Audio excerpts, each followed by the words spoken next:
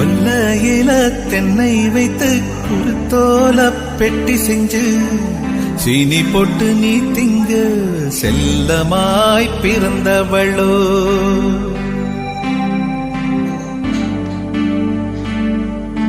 கொல்லையில தென்னை வைத்து குருத்தோல பெட்டி செஞ்சு சீனி போட்டு நீ திங்க செல்லமாய் பிறந்தவளோ. மரக்கிளையில் தொட்டில் கட்ட மாமனவன் மெட்டு கட்ட அரண்மனைய விட்டு வந்த அல்லீராணி கண்ணுறங்கு.